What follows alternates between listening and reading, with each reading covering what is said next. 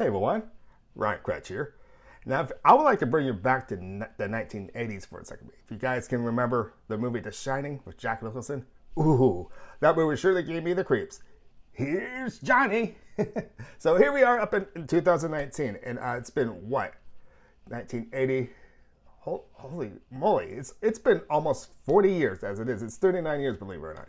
And here we are with Doctor Sleep. But the things that live there. Hello, Danny. They come back. Okay, so I wasn't too sure what sort of direction this movie was going to go, because when I first saw this trailer, I thought, yes, this is going to be creepy. This is going to be creepy just like the first one was, The Shining. With Jack Nicholson, too. Jack Nicholson is such a great actor, but he also gets that great vibe of being so scary at the same time. And that reflection with what I did in this in the beginning here, that here's Johnny thing, that would creep anybody out. And the thing I like about this film, it does reflect on past reference on The Shining this as well, because I don't want to give too much away, of course, but it does bring you back to that same hotel from the first movie. And it makes you kind of wonder too, because I'm going to say this off the bat as it is already, wondering if this will reflect more movies to come. This movie is not even out yet, and I'm willing to bet you this is probably another big hit from Stephen King, knowing that It and It Chapter 2 did really good at the box office. I'd be willing to bet you Doctor Sleep will probably do the same. I was actually kind of surprised when because when I first saw this trailer, I was on I don't know about what's going on here. And I got more involved, and of course, when you go to the movies, especially like go to the movies like I do, you see the trailer on and on and on and on again. And it starts going in my head saying, this might actually grab my interest a little bit, because it reflects on the little boy, of course, that was in the 1980 version, Danny. He's all grown up now, and he's got his trouble in trying to bear his secrets in some sort of these closed closets, in other ways. That way, these fears do not come back to him. But of course, everything comes to a full circle, and we're hoping that you guys go see it, because I really like this movie a lot. I thought this, after touching Stanley Kubrick's The Shining, of course, that was a perfect masterpiece as it was. And I felt with this one, Doctor Sleep, I know I'm not going to get it in my head, but I keep on either want to say Doctor Who or Doctor Strange, but I need to get it in my mind it's Doctor Sleep. There's so many doctors out there, what the heck. So I am talking about Doctor Sleep. I know I was about to say Doctor Strange, but what was I saying now? Oh yeah, I was reflecting on Danny's character, about hiding his demons and stuff like that. And of course, since he's trying to help somebody else now with the same power of what he has from The Shining, he's trying to help out this little girl who's reflecting on the same problems as it is. So strange things come to the surface. We started to learn more about these powers that we actually know a lot more people have this shining ability, and it becomes more dangerous than you ever think. And it gives you more back reference as it is too, because in The Shining, they give us the story of what happens in that hotel in Colorado. And yet that bad, brutal murder back in the 1970s in that set of this set. Okay, let me try to get this right. It's because I'm not trying to confuse you with the 1980 date, because 1988 date is the day of The Shining opening.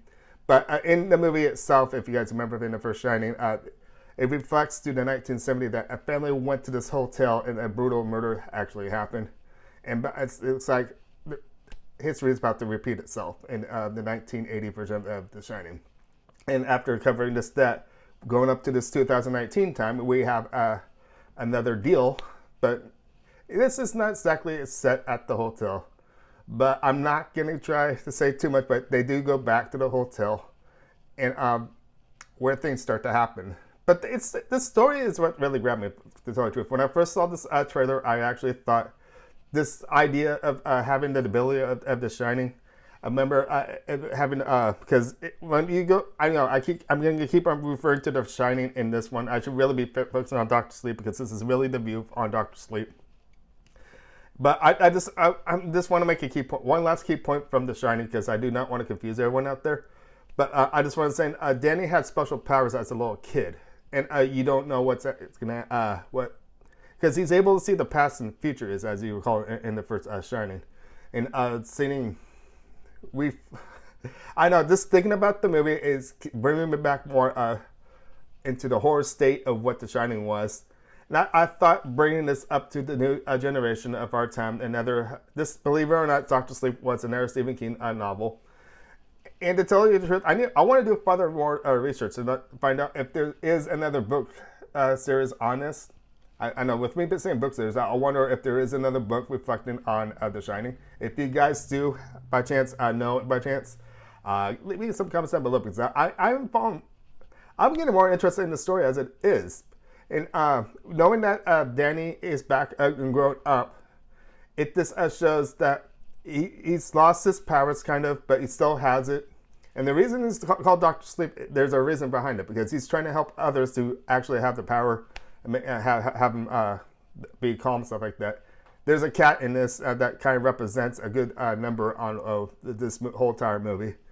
And I really do strongly recommend this movie, because I actually thought this movie was pretty good. I wasn't too sure if I was going to like it or not, but I felt this was another masterpiece. We're almost close to Stanley Kubrick's version of it. And his version of it, of the first Shining, was a masterpiece of its own. And I usually don't say this about sequels and wise like this, but this is a good movie with two thumbs up. And I gotta say, if you want a good taste of horror, this is a good one. To tell the truth, it's defined horror, but it didn't really creep me out. I was more interested in the idea of the ability of The Shining and stuff like that. But for those who have and will see this movie, let me know what you actually think and if you felt that horror or not. I didn't feel there was really any jump scares, which I'm kind of glad, because I'm not one that usually goes to these scary movies. And I can almost say I don't like the jump scares because of that reason. And other reasons that creep me out, I take you back to something like a movie like The Grudge or The Ring. I can't look at the TV the same because of The Ring and Grudge. I keep looking at my staircase because I keep on thinking something's going to crawl like a person. And I didn't really get that with this movie, but this one really gets in your head. But just like The Shining, that really, really, really gets you in your head. But this one's not as bad. It's a good taste. Go out and go see this movie. Let me know. Leave some comments down below what you think. I actually think this could be on the line almost of a best picture almost, since the Oscars will be coming up here in a couple months as it is. And I know this has been actually a really good year. I thought, because I just recently saw The Joker too. If you have not seen The Joker, check my review out for that. And I thought The Joker was really nailed on really good. And now we have Dr. Sleep. So check out Dr. Sleep and let me know. I'm going to start wrapping this up. So my name is Ryan Kretsch, and I'll see you at the movies next time. Thank you for watching. Come play with us forever and ever.